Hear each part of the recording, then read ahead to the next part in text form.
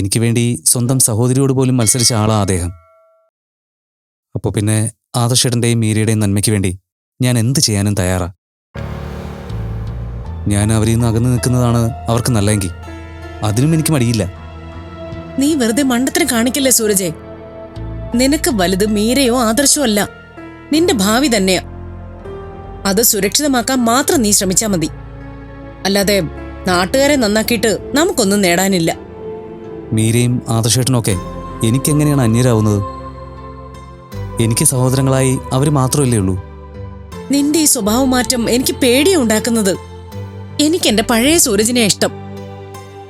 ഇനി ഒരിക്കലും ഞാൻ ആ പഴയ സൂരജ് ആവില്ലമ്മേ. എന്റെ തെറ്റുകൾ മനസ്സിലാക്കി എല്ലാം തിരുത്തി ഒരു പുതിയ ജീവിതത്തിന് വേണ്ടി ശ്രമിക്കുക ഞാൻ. നീ അമ്മ പറയുന്നൊന്നും മനസ്സിലാക്കുമോനെ. ഞാൻ നിന്റെ നന്മയ്ക്ക് വേണ്ടിയാ പറയുന്നതെന്ന് നിനക്കറിയല്ലോ. ആ ഒരു കാര്യം മാത്രം ഓർത്താ മതി നീ. തൽക്കാലം ആദർശനോടും മീരയോടും ഇങ്ങനെ തന്നെ തുടരുക. എന്നിട്ട് നിനക്ക് നേടേണ്ടതെല്ലാം നേടിയെടുക്കണം. അത് കഴിഞ്ഞ പിന്നെ എല്ലാം മറന്നേക്ക. അമ്മ പറയുന്നതൊന്നും എനിക്ക് മനസ്സിലാവുന്നില്ല. ആദർശേട്ടനും മീരയും എനിക്കൊരിക്കലും ഒരു രക്ഷാമാർഗമല്ല. എനിക്ക് അവരെ സഹോദരങ്ങൾ മാത്രമാണ്. എന്റെ നന്മയും നല്ല ജീവിതവും ആഗ്രഹിക്കുന്ന സ്വന്തം കൂടപ്പിറപ്പുകൾ. ഹരിയേട്ടൻ വരുന്നു തോന്നുന്നു.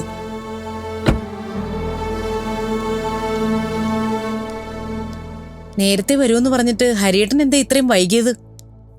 ഞാൻ വരുന്ന വഴിക്ക് മനോജിന്റെ വീട്ടിലൊന്ന് കയറി. സാവിത്രി അമ്മയെ കണ്ട് സംസാരിച്ചിട്ട് കുറച്ച് ദിവസങ്ങളായല്ലോ. ഹരിയേട്ടൻ എന്തിനാ എപ്പോഴും എപ്പോഴും അങ്ങോട്ട് പോകുന്നത്? എന്തെങ്കിലും സംസാരിക്കാനുണ്ടെങ്കിൽ ഫോൺ ചെയ്താ പോരെ?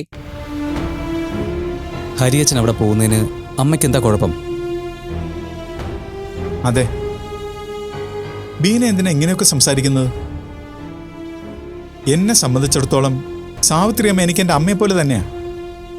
അതുപോലെ മനോജ് സഹോദരനും. മായ മരിച്ച സ്ഥിതിക്ക് ഈ ബന്ധങ്ങൾ പണ്ടേ അവസാനിപ്പിക്കേണ്ടതായിരുന്നു. അത് ചെയ്തില്ല. എന്നിട്ടിപ്പ സന്ദർശനവും. നമ്മുടെ നാശം കേൾക്കാൻ ആഗ്രഹിക്കുന്ന ഒരാള് അവിടെ ഉണ്ട്. അത് മറക്കണ്ട. ധന്യയുടെ കാര്യമല്ലേ താൻ പറയുന്നത്?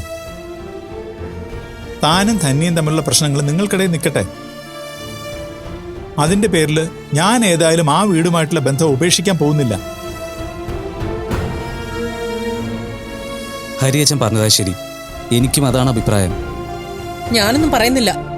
അല്ലെങ്കിൽ തന്നെ ഞാൻ പറയുന്നതിന് ഒരു വിലയില്ലല്ലോ.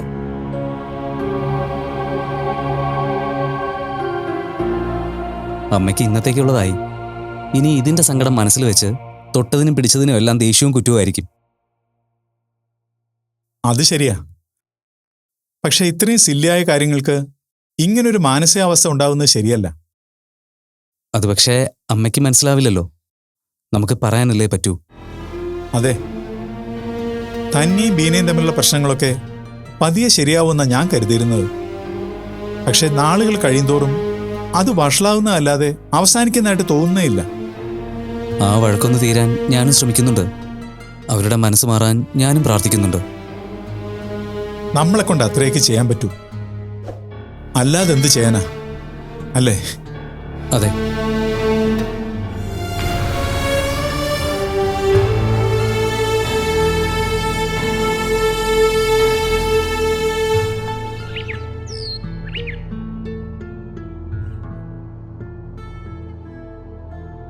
ദാമേ, ചൂടുണ്ടേ?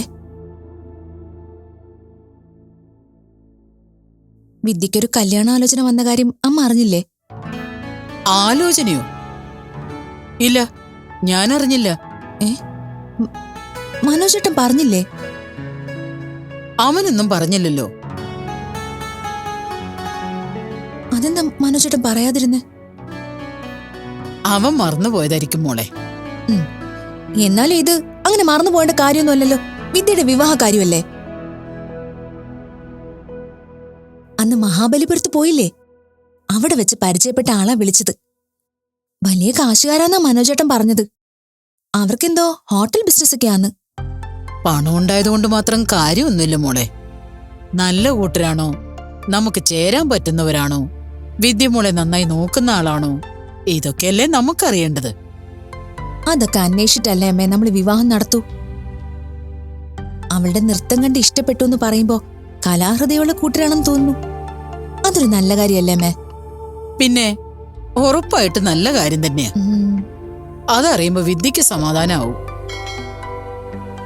ആ മനുചേട്ടാ, വിദ്യക്ക് കല്യാണാലോചന വന്ന കാര്യം ഇതുവരെ അമ്മയോട് പറയാതിരുന്ന എന്താ? അയ്യോ, ഞാൻ അത് വിട്ടുപോയതാ. ആ അതങ്ങനെ വിട്ടുപോയാൽ ശരിയാവില്ലല്ലോ. വിദ്യയുടെ കാര്യത്തില് മനോജേട്ടൻ എന്താ ഇത്ര ഉത്തരവാദിത്വം ഇല്ലാത്തത്? ആലോചന പ്രൊസീഡ് ചെയ്യുന്ന അവസ്ഥയിലൊന്നും ആയില്ലല്ലോ. അത് നോക്കാന്ന് മനോജേട്ടൻ പറഞ്ഞതല്ലേ? അതെ, വിദ്യ തീസീസ് ഒക്കെ സബ്മിറ്റ് ചെയ്ത് കഴിയുമ്പോഴേക്കും നമുക്ക് ആലോചന നോക്കി തുടങ്ങാന്നാ ഞാൻ ഉദ്ദേശിച്ചത്. വിദ്യയോട് പറഞ്ഞാലും അവളും അങ്ങനെ പറയും. അവളോട് ചോദിച്ചിട്ടല്ലല്ലോ നമ്മൾ അവളെ ഇത്രയും കാലം വളർത്തിയത്. കല്യാണത്തിന്റെ കാര്യത്തില് അവളുടെ അഭിപ്രായം ഇഷ്ടമൊക്കെ നമ്മൾ നോക്കും. എന്നാലും ആലോചന ഏത് വേണമെന്ന് നമ്മളല്ലേ തീരുമാനിക്കുന്നത്? അതെ, എന്നാലും പഠിത്തം അവസാനിക്കാറായ സമയത്ത് വെറുതെ വാക്ക് തർക്കം ഉണ്ടാക്കി അവളുടെ കോൺസെൻട്രേഷൻ കളയാൻ പാടില്ലല്ലോ. അങ്ങനെയല്ല മോനെ, ധന്യ പറയുന്നതിലും കാര്യമുണ്ട്. നല്ല ആലോചനകളെ എപ്പോഴും വരണമെന്നില്ല. അങ്ങനെ ഒരെണ്ണം നമ്മുടെ ഭാഗ്യത്തിന് വന്നു കിട്ടിയാ അത് പറഞ്ഞു ഉറപ്പിച്ചു വെക്കുന്നതില് തെറ്റൊന്നുമില്ലല്ലോ.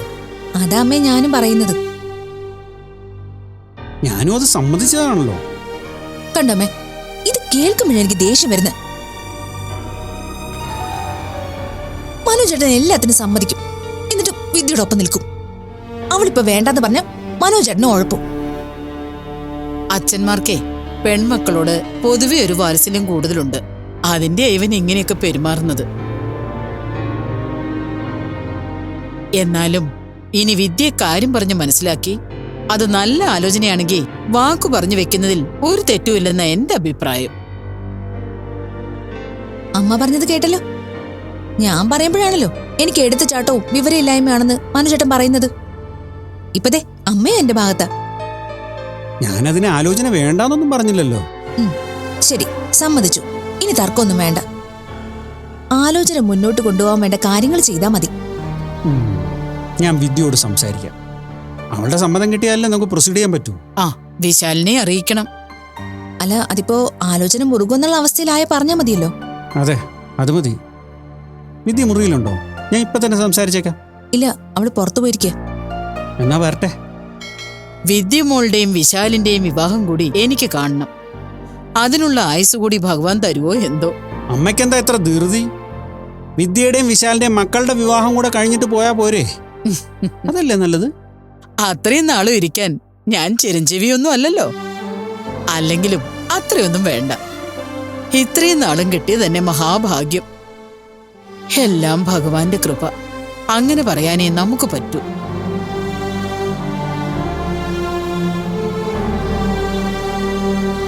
ശരി.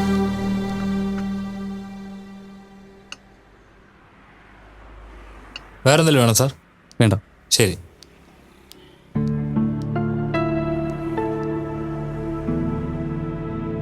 വിദ്യ, ആ സ്റ്റെഫിയോ ദിനേഷോ പിന്നെ എന്തെങ്കിലും പ്രശ്നം ഉണ്ടാക്കിയോ? സ്റ്റെഫിയെ കണ്ടിരുന്നു. അവള് വന്ന് കുറെ സോറി പറഞ്ഞു. പിന്നെ ദിനേശിന് കുറെ കുറ്റവും.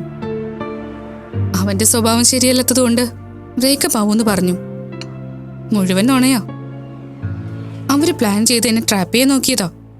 അതെ, സ്റ്റെഫിയും ദിനേഷും ഒന്നിച്ചു പോകുന്നത് ഞാൻ ഇന്നലെയും കണ്ടിരുന്നു.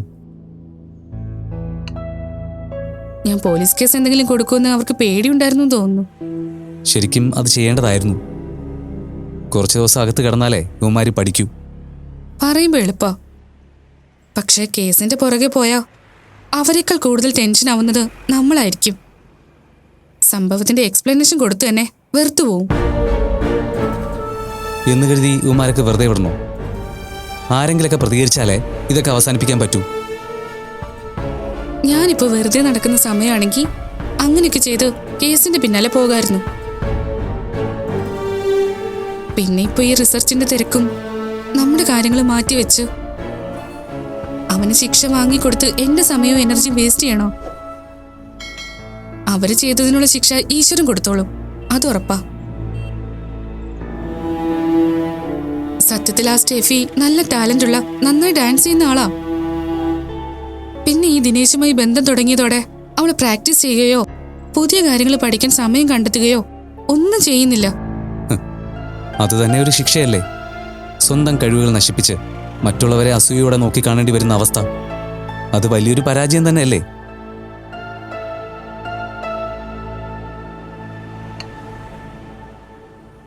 സൂരജിന് ഇന്നെന്താ പരിപാടി? പ്രത്യേകിച്ചൊന്നുമില്ല. ആദർശേട്ടൻ എന്താ പറയുന്നത്? സൂരജിനെ കമ്പനിയിൽ അപ്പോയിന്റ് ചെയ്തിട്ട് ജോലിയൊന്നും തരാതെ വെറുതെ വീട്ടിലിരുത്തിരിക്കുവാണോ? അതിപ്പോ എന്ത് പറയാനാ?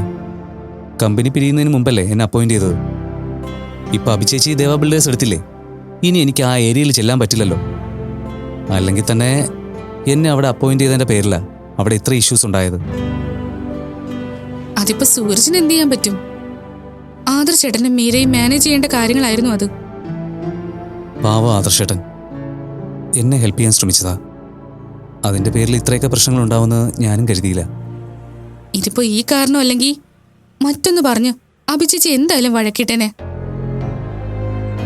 പക്ഷേ എന്റെ ടെൻഷൻ എന്താന്ന് വെച്ചാ എന്റെ റിസർച്ച് കഴിയാറായി. ഉടനെ തന്നെ ഞാൻ എല്ലാം സബ്മിറ്റ് ചെയ്യും. അതോടെ വീട്ടിൽ കല്യാണ ആലോചനയും തുടങ്ങും. ആ സമയത്ത് എന്തായാലും എനിക്ക് നമ്മുടെ കാര്യം എന്തായാലും വീട്ടിൽ അവതരിപ്പിക്കേണ്ടി വരും.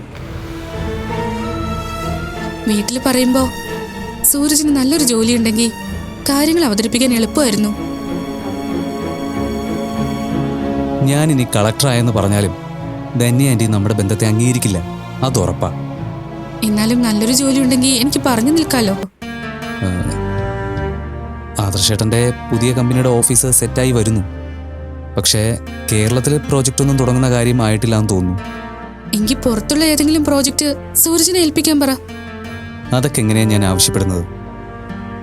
പിന്നെ ഇവിടെ നിന്ന് ഇപ്പോൾ മാറി നിൽക്കാൻ എനിക്കും മടിയുണ്ട്. സൂരജ് മാറി നിന്നാ എനിക്കും വിഷമാ.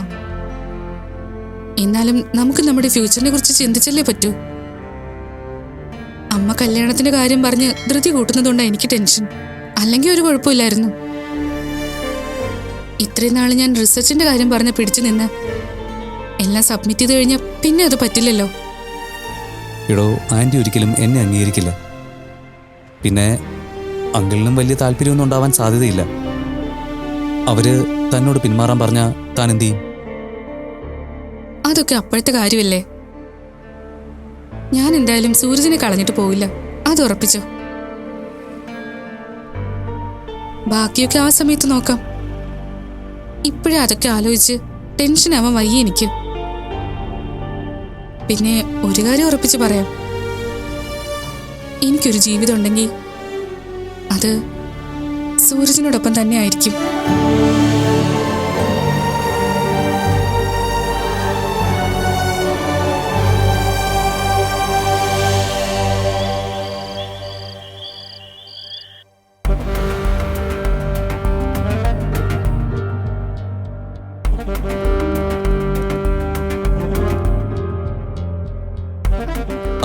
കൊള്ളാലോ, വീട്ടിലിരുന്നും കമ്പനി കാര്യങ്ങളൊക്കെ നോക്കാൻ തുടങ്ങിയോ? നനഞ്ഞിറങ്ങിയ കുളിച്ചു കയറണമെന്നാണ്. എന്തായാലും കമ്പനി ഏറ്റെടുത്തു. ഇനി അത് ആദർശം അമ്മയും നോക്കിയതിനേക്കാൾ ഭംഗിയായിട്ട് ഞാൻ നോക്കണം. അല്ലെങ്കിലേ ചീത്തപ്പേരാവും. അങ്ങനെ ഒരു ചിന്തയുള്ളതേ നല്ലതാടോ. പുതിയൊരു IT കമ്പനി ലോഞ്ചിങ് ആണ്. അവർക്ക് സ്വന്തമായിട്ടൊരു ബിൽഡിംഗ് വേണം. കേരളത്തിലെ ടോപ്പ് ബിൽഡേഴ്സിൽ നിന്നെല്ലാം അവര് കൊട്ടേഷൻ ക്ഷണിക്കുന്നുണ്ട്. നല്ല പ്രോജക്റ്റാ, നമുക്കത് പിടിക്കണം. ദേവ ബിൽഡേഴ്സിനല്ലാതെ അത് വേറെ ആർക്ക് കിട്ടാനാടോ? താനേ ധൈര്യമായിട്ട് അങ്ങ് കൊട്ടേഷൻ കൊടുത്തോ. ആദർശം കൊടുക്കാൻ സാധ്യതയുണ്ട്. ആണോ? അതിന് ആദർശ് കേരളത്തിലെ പ്രോജക്റ്റ് ചെയ്യുന്നുണ്ടോ? കമ്പനി പിരിഞ്ഞപ്പോ എനിക്ക് എളുപ്പത്തിന് വേണ്ടി ഇപ്പോൾ ഉള്ള പ്രോജക്റ്റുകൾ അമ്മ അങ്ങനെ വീതിച്ചെന്നല്ലേ ഉള്ളൂ. അല്ലാതെ എന്നും ആദർശ് പുറത്തെ വർക്കുകൾ മാത്രം ചെയ്യണമെന്നില്ലല്ലോ. അങ്ങനെയാണെങ്കിൽ അത് കെണിയാണല്ലോ. എന്തു കെണി?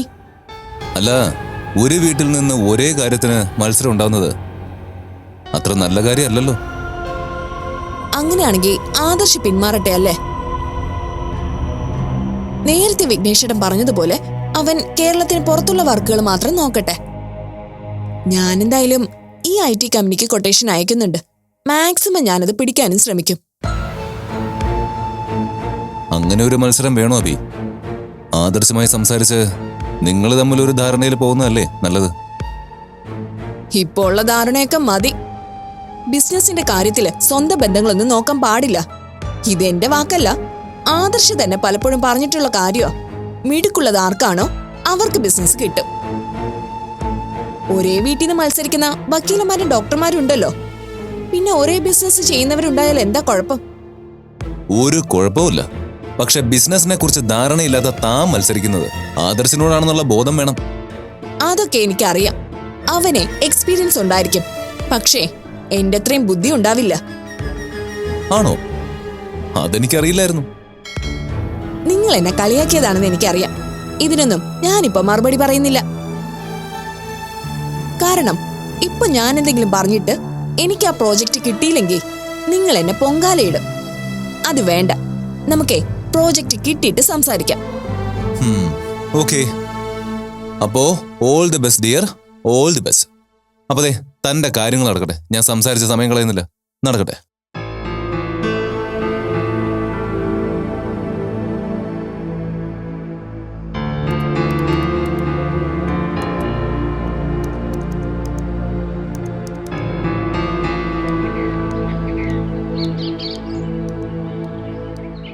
ആഹാ, മീര,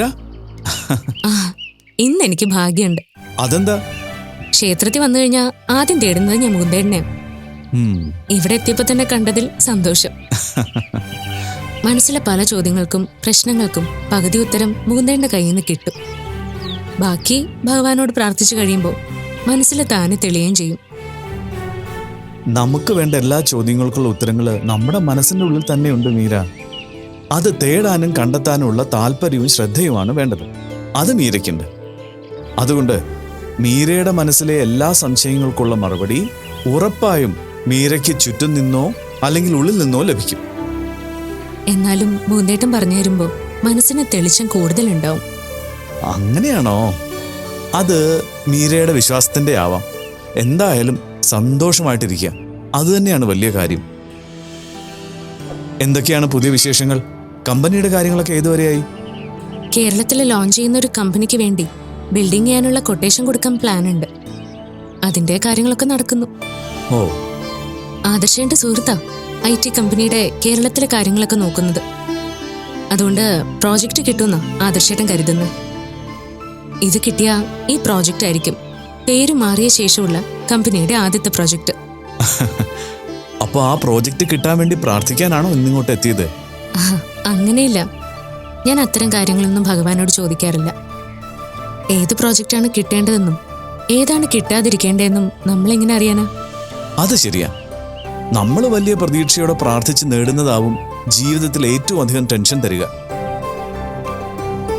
ഇത് നേടാനായിരുന്നോ ഈശ്വര ഞാൻ ഇത്രയും കഷ്ടപ്പെട്ടതും പ്രാർത്ഥിക്കുകയും ചെയ്ത് എന്ന് ചിന്തിക്കുകയും ഇത് ഇങ്ങനെയൊക്കെ ആകുമെന്ന് അറിയാമായിരുന്നെങ്കിൽ എനിക്ക് എന്തിനാണിത് തന്നതെന്ന് ഭഗവാനോട് ചോദിക്കുകയും ചെയ്യും. കൂടുതലും മനുഷ്യർ അങ്ങനെയാണ്. പലതിനു വേണ്ടി ആഗ്രഹിക്കുകയും അത് നേടിക്കഴിയുമ്പോൾ വേണ്ടായിരുന്നു എന്ന് അവർക്ക് തന്നെ തോന്നുകയും ചെയ്യും. മീരയുടെ മനസ്സ് അങ്ങനെ അല്ലാത്തത് വലിയൊരു കാര്യമാണ്. ഞാൻ ചിന്തിക്കുന്നത് നമുക്ക് വേണ്ട എന്താന്ന് ഭഗവാൻ അറിയാം. അത് നമുക്ക് ഭഗവാൻ തന്നോളൂന്നാ. അതാണ് ശരി. നമ്മളിലേക്ക് വന്നു ചേരുന്നത് കൊണ്ട് തൃപ്തരാവുന്നവരാണ് ഭാഗ്യം ചെയ്ത ജന്മങ്ങൾ. അവർക്ക് ദുഃഖങ്ങൾ കുറയും. അമിതമായ പ്രതീക്ഷകളില്ലാതെ ജീവിതം മുന്നോട്ട് കൊണ്ടുപോകാൻ കഴിയണം. ദുഃഖമായാലും സന്തോഷമായാലും അതെല്ലാം ഭഗവാന് സമർപ്പിക്കാനാ കുട്ടിക്കാലം തൊട്ടേ മുത്തശ്ശി എനിക്ക് പറഞ്ഞു തന്നിട്ടുള്ളത്. ഞാൻ എന്നും ശ്രമിക്കുന്നതും അതിനുവേണ്ടി തന്നെയാ. അറിവുള്ള മുത്തശ്ശിമാരും അവരെ കേൾക്കാൻ തയ്യാറാവുന്ന പുതിയ തലമുറയുമാണ് ഉള്ളതെങ്കിൽ ആ നാടൊരു സ്വർഗം തന്നെ ആയി മാറും എന്നുള്ള കാര്യത്തിൽ ഒരു സംശയവും വേണ്ട. അതെ, അക്കാര്യത്തിൽ എനിക്ക് ഭഗവാന്റെ അനുഗ്രഹം കിട്ടി. നല്ലൊരു മുത്തശ്ശിയെ എനിക്ക് ഈ ജന്മത്തിൽ ലഭിച്ചു. എന്റെ ഉള്ളിൽ ഈശ്വരഭക്തിയും പ്രാർത്ഥനകളും എല്ലാം നിറച്ചത് മുത്തശ്ശിയാ. കുടുംബക്ഷേത്രത്തിലെ പൂജയുടെ കാര്യം പറയാൻ കഴിഞ്ഞ ദിവസം മുത്തശ്ശി വിളിച്ചിരുന്നു. ഞാൻ മാത്രം പൂജകൾ ചെയ്യുന്നു, തൊഴാനായിട്ട് പോലും അവിടെ എത്താൻ ആരും താല്പര്യം കാണിക്കുന്നില്ല എന്നൊക്കെയാ മുത്തശ്ശിയുടെ സങ്കടം. പിന്നെ ആരുടെങ്കിലും സഹായം ഇല്ലാതെ മുത്തശ്ശിക്കും പൂജയുള്ള ദിവസം അവിടെ എത്താൻ സാധിക്കില്ലല്ലോ. പൂജയുള്ള ദിവസം മുത്തശ്ശിക്ക് വേണ്ടി കാർ അയക്കാന്ന് ആദർശേട്ടൻ പറഞ്ഞതാ. പക്ഷേ ആദർശേട്ടൻ അതിനൊന്നും ബുദ്ധിമുട്ടിക്കരുതെന്ന് പറഞ്ഞ് മുത്തശ്ശി അത് സ്വീകരിച്ചില്ല. കുടുംബക്ഷേത്രമാണ്. അവിടെ ചെല്ലാനും പൂജകളിൽ പങ്കെടുക്കാനുമുള്ള താല്പര്യം കുടുംബത്തിലുള്ളവർക്ക് തന്നെ ഉണ്ടാവണം. അതാണ് മുത്തശ്ശി അങ്ങനെ പറയുന്നത്. ഈശ്വരൻ എല്ലായിടത്തും നിറഞ്ഞു നിൽക്കുന്ന ശക്തിയാണെങ്കിലും കുടുംബക്ഷേത്രങ്ങളിൽ നമ്മുടെ പൂർവികരുടെ സാമീപ്യവും അനുഗ്രഹവും ഉണ്ടാകും. അവിടെ എത്തി ദർശനവും പ്രാർത്ഥനയും ഒക്കെ നടത്തുമ്പോൾ നമ്മളിൽ തന്നെ ഒരു ശുദ്ധീകരണം സംഭവിക്കും. അത് മനസ്സിനും ശരീരത്തിനും വളരെയധികം ഗുണം ചെയ്യും. അതുകൊണ്ട് എല്ലാവരും അവരവരുടെ കുടുംബക്ഷേത്രങ്ങളിൽ പോവുകയും അവരുടെ ദേവതകളെയും പിതൃക്കളെയും ഗുരുക്കന്മാരെയും വന്ദിച്ച് പ്രാർത്ഥിക്കുകയും വേണം. ഇത്തവണ എല്ലാവരും വരണമെന്നാ മുത്തശ്ശി പറഞ്ഞിരിക്കുന്നത്. നോക്കാം, എന്താണോ സംഭവിക്കേണ്ടത് അത് തന്നെ സംഭവിക്കും.